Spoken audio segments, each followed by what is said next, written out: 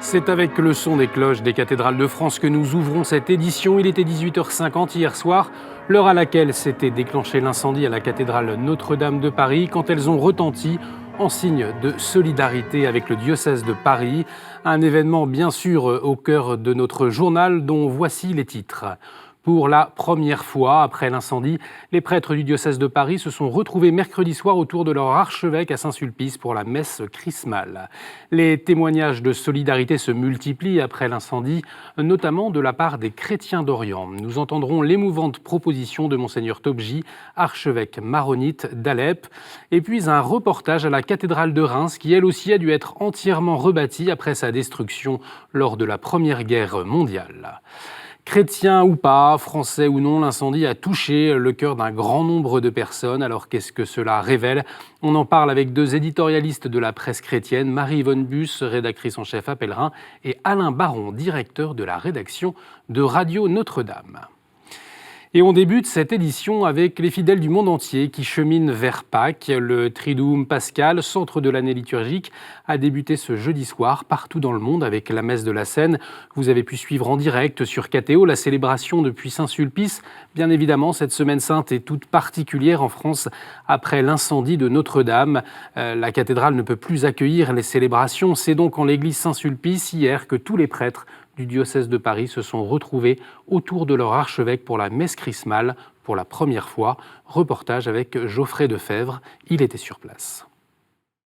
La messe chrismale du diocèse de Paris est dans 1 heure et l'église Saint-Sulpice est déjà pleine.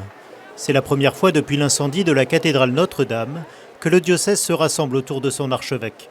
Sur le parvis, le père Maxime s'apprête à rejoindre ses confrères prêtres. J'arrive dans un état d'esprit qui est que bien sûr il fallait que je sois là d'autant plus, et on a essayé d'arriver tôt en sachant que les circonstances seraient un peu particulières, qu'on se sent tous un petit peu appauvris, et en même temps appauvris d'une cathédrale, mais d'autant plus conscients des richesses et de la vie de notre diocèse, voilà, et de tout ce qu'il habite, de la force de l'Eucharistie. Voilà. Dans les chapelles latérales, les prêtres parisiens revêtent leurs aubes.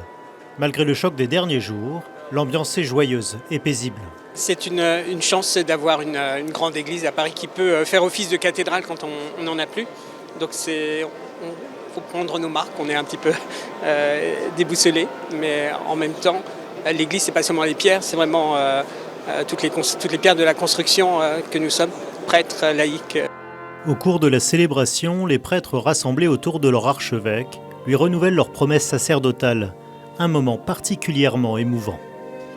Fils très cher, en cet anniversaire du jour où le Christ fit partager son sacerdoce à ses apôtres et à chacun d'entre nous, voulez-vous, devant votre évêque et le peuple de Dieu, renouveler les engagements que vous avez pris ?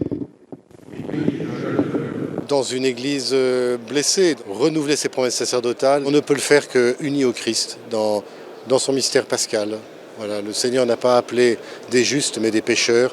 Il n'est pas venu pour les bien portants mais pour les malades. Et c'est là le fond de notre foi et notre joie aussi, notre espérance. À l'extérieur, une place Saint-Sulpice bondée et fervente, signe de cette espérance partagée avec l'ensemble des Parisiens. Dans son homélie, l'archevêque de Paris, Monseigneur Aupetit, a notamment souligné que si nous allions rebâtir la cathédrale, il fallait aussi relever l'Église des hommes. Hier, à l'issue de l'audience générale, le pape François a exprimé quant à lui sa proximité avec le peuple français. Il l'a encouragé dans son travail de reconstruction, qu'il puisse être une œuvre à la louange et à la gloire de Dieu. Parmi les témoignages reçus du monde entier, ceux nombreux des chrétiens d'Orient. Les Français nous ont soutenus. À notre tour, nous voulons leur montrer toute notre amitié, a exprimé Monseigneur Tobji, l'archevêque maronite d'Alep. En pleine guerre, en 2012, le toit de la cathédrale d'Alep en Syrie s'était effondré et pour financer les travaux de reconstruction, la chorale d'Alep était venue en France donner une série de concerts. Les fidèles avaient alors prié Notre-Dame de Paris pour reconstruire leur cathédrale. L'œuvre d'Orient avait soutenu la chorale et la reconstruction de la cathédrale. Monseigneur Tobji leur a envoyé un message particulièrement réconfortant. Chers frères et sœurs, les chrétiens de la France, nous suivons avec vous et avec douleur la catastrophe de l'incendie et l'endommagement de la cathédrale de Notre-Dame de Paris. Au nom de tous les chrétiens de la Syrie et d'Alep, nous voulons exprimer notre solidarité avec vous par la prière et surtout dans cette semaine sainte. En fait, nous comprenons très bien ce que veut dire la perte du toit, l'endommagement de la cathédrale, puisque nous sommes passés par ça avant vous. Et nous savons que toujours les chrétiens de la France ont appuyé et soutenu nos chrétiens. Et maintenant, ça touche à nous d'être solidaires avec vous. Mais comme vous savez bien, on n'a pas les moyens, mais acceptez de vous envoyer des pierres d'Alep peut-être qui peuvent vous aider à reconstruire la cathédrale de Notre-Dame. En tout cas, on reste en union de prière, et sachant que le Seigneur Jésus-Christ est notre roche et notre espérance. Alors les rassemblements se poursuivent au-delà des chrétiens. Comme cet après-midi, devant la mairie de Paris, des milliers de personnes se sont réunies pour rendre hommage à ceux et celles qui ont contribué à sauver la cathédrale. 2 affiches monumentales ont été déployées sur la façade de l'hôtel de ville. Je n'ai pas fait de discours car depuis lundi soir, vous imaginez bien que je suis très fatigué.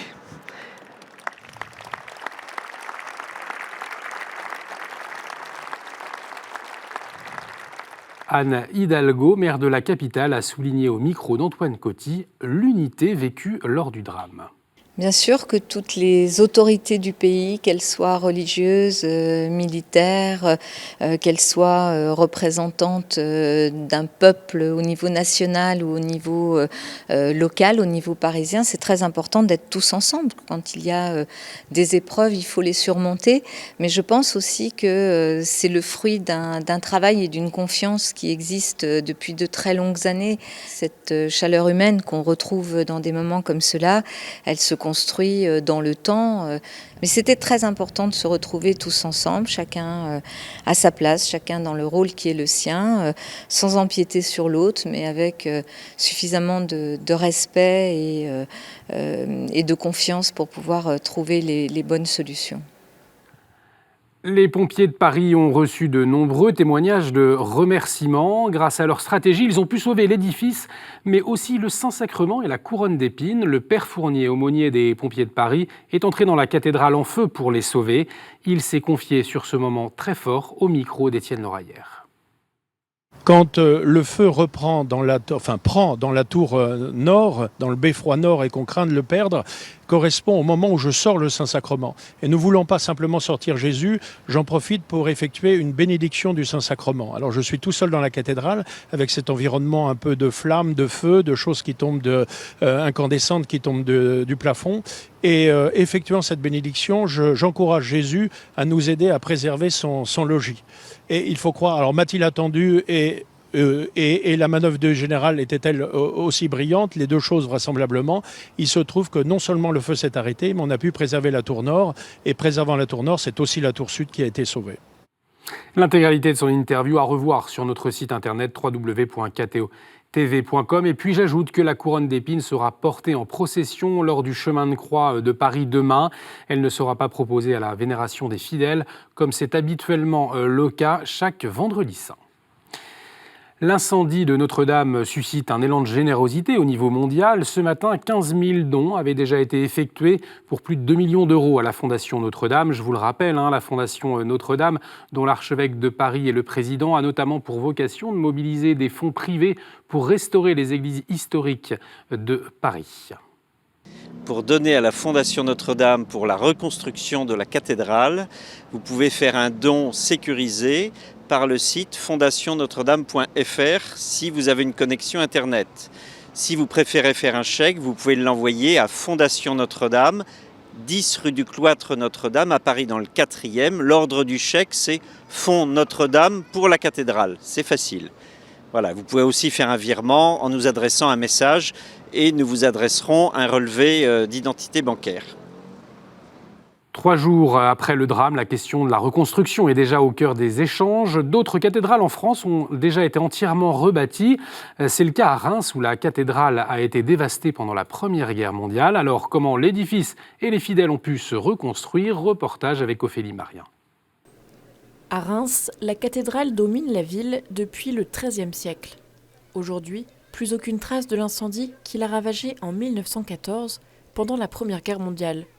On a une vue sur la nef où la chaleur de l'incendie a fait exploser en fait, les vitraux.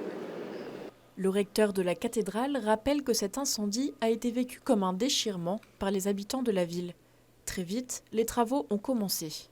Cette reconstruction va commencer assez rapidement, dès la fin de la guerre, sous l'impulsion d'Henri Deneux, qui est l'architecte des monuments historiques, qui a en charge la cathédrale et qui va se dévouer à ce travail-là pendant 20 ans. 30 mètres plus haut, nous voilà dans les combles. Ici, un matériau particulier a été choisi pour la reconstruction. C'est du ciment, c'est des planches de ciment qui ont été faites de manière standard et qui ont ensuite été assemblées. Ce n'est qu'en 1938 que la cathédrale restaurée est inaugurée officiellement, plus de 20 ans après l'incendie. Mais les fidèles, sous l'impulsion de leur archevêque, ont réinvesti le lieu de culte bien avant cette date. Au fur et à mesure des travaux, on va rendre progressivement de l'espace à la célébration dans cette cathédrale. On ne va pas attendre en fait que tout soit terminé pour que la cathédrale puisse vivre à nouveau ce pourquoi elle est faite, pour accueillir, pour permettre aux gens de se rassembler, de se retrouver, de se tourner vers le Seigneur et de le prier. Un signe d'espérance pour les fidèles parisiens après l'incendie de leur cathédrale. L'actualité, c'est aussi une nouvelle pleine d'espérance qui nous vient de Chine. Monseigneur Guo, évêque auxiliaire de Mindong, a pu concélébrer la messe chrismale. On vous en parlait mardi dernier. Les autorités le menaçaient d'interdiction de célébrer s'il ne rejoignait pas l'association patriotique. C'est l'organe de l'Église officielle dans le pays. Mais cela n'a pas été le cas. Un signe significatif donc pour l'unité de l'Église qui atteste aussi de la volonté des autorités de Pékin de respecter l'accord provisoire signé avec le Saint-Siège en septembre dernier. Le pape François, nommé hier mercredi Monseigneur Alain Guélec comme évêque auxiliaire du diocèse de Montpellier.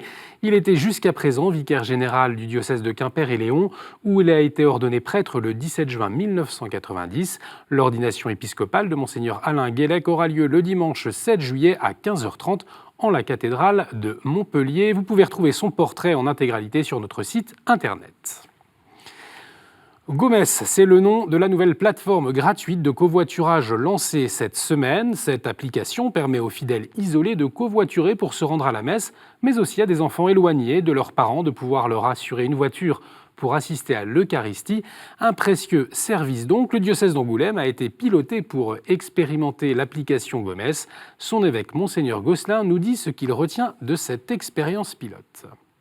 Alors dans un diocèse comme celui d'Angoulême, qui est un diocèse à majorité aussi rural, mais aussi urbain, eh bien, il y a beaucoup d'occasions pour lesquelles il serait important de trouver un frère qui va à la messe et qui puisse m'emmener. Je pense à l'éloignement géographique, mais je pense aussi à la difficulté même de voiture, ou lorsqu'on est en randonnée à pied et qu'on n'a pas forcément l'occasion d'aller dans une église très proche. Ce que j'apprécie aussi dans le site de Gomès, c'est qu'on puisse aussi, cette solidarité peut s'exprimer en permettant de trouver une voiture pour quelqu'un qui nous est proche et qui n'a pas la capacité peut-être de rechercher sur Internet. Et on poursuit avec la chronique du père de Beuclard. Depuis la Belgique, il nous partage sa réaction après l'incendie de la cathédrale Notre-Dame de Paris.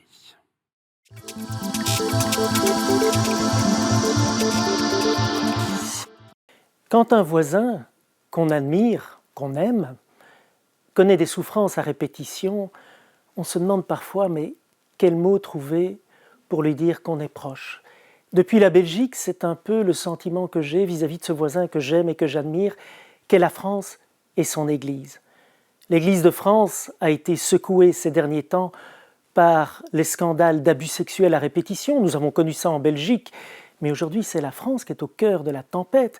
Ces scandales qui blessent les victimes, mais qui abîment aussi l'Église.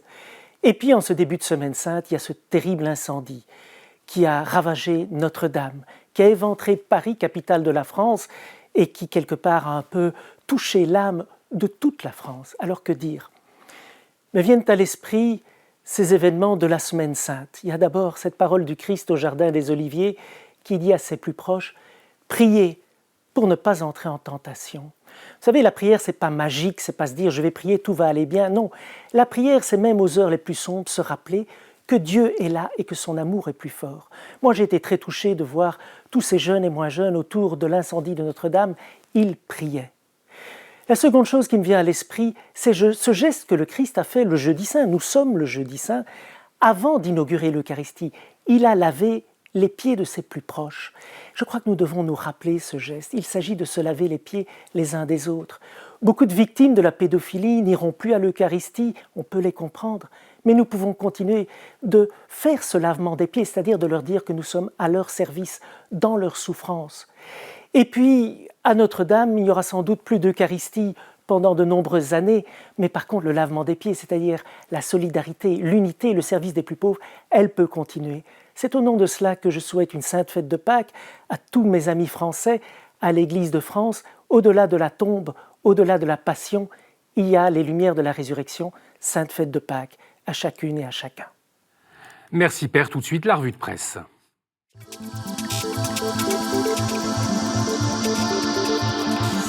Marie-Yvonne Buss, bonsoir. Cette semaine, 2 numéros de pèlerins, l'un sur la résurrection dans l'hebdomadaire et puis un numéro spécial sur Notre-Dame de Paris. Oui, voilà, vous trouverez en kiosque dès samedi un hors-série avec des éléments visuels tout à fait exceptionnels puisque nous avons remis en scène d'une part, évidemment, les photos spectaculaires que tout le monde a pu voir de l'incendie de Notre-Dame, mais également des photos qui avaient été prises par notre photographe Stéphane Compoint d'un ballon captif au moment des 850 ans de la cathédrale. Et ce sont des vues qui sont aujourd'hui historiques, qui montrent des choses qui n'existent plus. Et donc cet avant-après est vraiment bouleversant et tout à fait étonnant à voir. Et puis on parle de la résurrection aussi cette semaine, mon pèlerin. Bien entendu, numéro de circonstances avec tout un dossier autour de cette incroyable résurrection. La résurrection à l'approche de Pâques, c'est aussi le dossier de réforme avec l'éclairage de théologiens protestants. L'hebdomadaire s'intéresse aussi à la façon dont les juifs et les musulmans envisagent cette question. À l'approche de Pâques, Famille Chrétienne est allée à la rencontre des nouveaux baptisés. Plus de 4000 adultes vont être baptisés samedi à l'occasion de la Vigile pascale.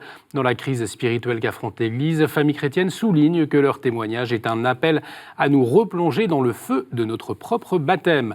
Notre-Dame de Paris. La Vie propose une édition spéciale après l'incendie de Notre-Dame de Paris qui a bouleversé la France et au-delà.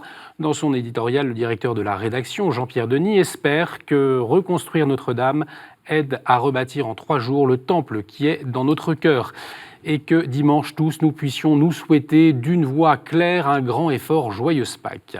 Notre-Dame de Paris, âme de la France également en une de France catholique, Émeric Pourbet reprend les mots de l'historien Daniel Rops qui parle de Notre-Dame comme une église solide et réfléchie, méditative et calme, une fleur parfaite, fruit d'une civilisation médiévale parfois décriée, mais dont on pourra peut-être découvrir la face lumineuse après cet événement tragique. Voilà pour la revue de presse, tout de suite le dossier.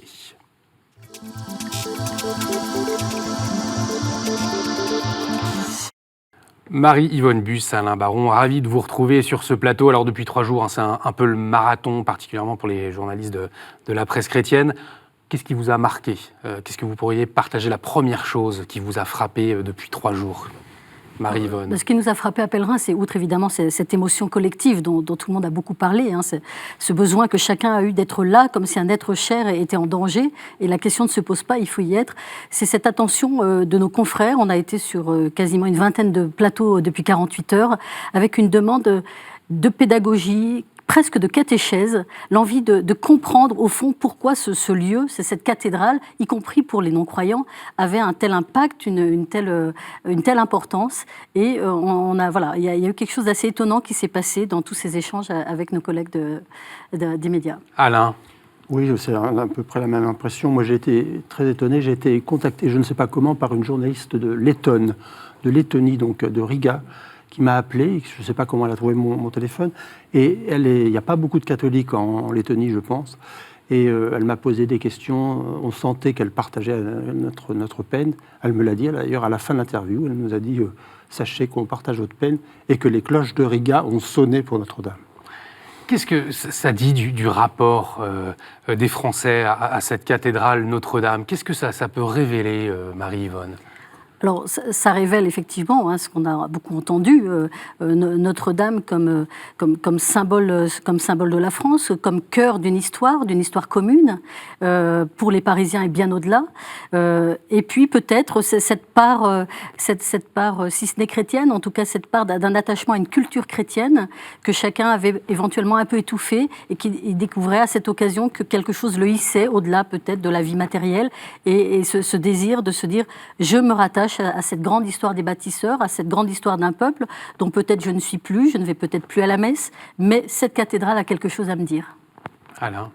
Oui, on a cité les grands textes autour de la cathédrale, Victor Hugo, Charles Péguy, Théophile Gautier, j'en oublie, mais il y a aussi les grands intellectuels français. Je ne sais pas si vous avez vu hier cette émission remarquable, La Grande Librairie, il y avait 4 académiciens en plateau, François Tcheng, ce Français venu de si loin, qui adore la France, et qui comparait la cathédrale à une mer. Et l'événement de lundi soir, c'était comme une mère que l'on voyait partir sans avoir eu le temps de lui dire « je t'aime ». C'est magnifique, c'est magnifique. Vous citez notamment avec cet exemple d'émission, voilà, tout un tas de gens qui se sont rassemblés autour de cette cathédrale Notre-Dame de Paris. On a vu cette union en France qui s'est créée. 3 jours après, quels sont les défis justement pour que cette solidarité peut-être se poursuive, Marie-Yvonne? Alors les défis, ils vont et c'est difficile d'anticiper. Ce qui est certain, c'est que les seuls clivages qui se sont manifestés, semble-t-il, ça va être dans l'utilisation des fonds ou le montant des fonds. Mais on n'a pas vu. Alors là, je me réfère aux expériences qu'on a pu avoir avec des confrères sur les plateaux concernant les médias chrétiens, par exemple. Plus du tout de polémique. La question de la crise de l'Église, là, il y avait vraiment eu un apaisement. En revanche, on sent qu'il y aura sur les modalités de la reconstruction, sur l'utilisation des fonds, on commence à voir poindre quand même certains conflits possibles. Mais ce désir d'unité nationale qui s'est manifesté, et que le président d'ailleurs prend en charge aussi, quelque chose s'est passé indubitablement. Cette prise de conscience dont vous parliez de ces racines révélées par la cathédrale Notre-Dame, comment est-ce qu'on peut l'alimenter, continuer à l'alimenter selon vous, Alain?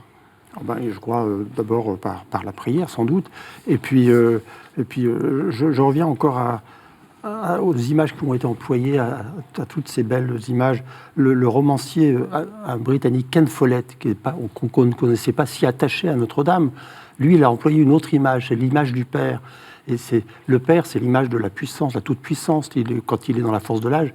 Et puis à un moment, on se rend compte que le Père a une faiblesse. Et c'est ce qu'il disait l'autre soir à la télévision, c'était cet incendie, c'était le moment où on se rend compte que notre Père n'est plus si fort que ça. C'est magnifique, ça aussi. Ça vient de Ken Follett, qui était le roi du suspense et du thriller. Moi, je trouve ça merveilleux. Marie-Yvonne. Oui, alors c'est effectivement à la fois force et faiblesse, tout ce qui s'est manifesté dans ces heures-là. Ce qui nous a été beaucoup dit aussi par nos confrères, c'est finalement, vous les catholiques, on vous trouve presque plus serein que les autres, bizarrement. Et ça a été quelque chose qui a frappé. Alors il y a cette gravité qui était partagée par tous, mais on a senti chez les catholiques cette idée que certes, un bâtiment est en danger, certes, une église est terriblement abîmée, mais au fond, l'essentiel, c'est-à-dire la foi, c'est-à-dire le corps du Christ qui, lui, survit à tous les effondrements, ça n'est pas remis en cause. L'archevêque de Paris, Monseigneur Aupetit, a notamment souligné que si nous allions rebâtir la cathédrale, il fallait aussi relever l'église des hommes, Alain. C'est évident, on peut faire un parallèle entre ce qui s'est passé dans l'église récemment, qu'on a tous encore en tête, et puis cet effondrement d'une partie de la cathédrale, une partie seulement. C'est un appel à la résistance, à la résilience, comme on dit maintenant, et aussi à la renaissance. C'est un appel au courage et à la reconstruction. Marie-Yvonne. Oui, absolument. Et puis nous sommes jeudi saint, donc institution de l'Eucharistie, et on sait aujourd'hui que la présence divine, elle n'est pas dans un temple, elle n'est pas dans des murs, aussi beaux soient-ils, elle est assurée autrement dans le corps du Christ. Merci beaucoup Marie-Yvonne, merci beaucoup Alain d'avoir accepté notre invitation, d'avoir partagé avec nous sur ce plateau. Merci à vous de nous avoir suivis. Cette émission est à revoir sur notre site internet www.ktotv.com. On se retrouve la semaine prochaine. D'ici là, nous, toute l'équipe de la rédaction, vous souhaite un très beau chemin vers Pâques. Excellente soirée sur KTO.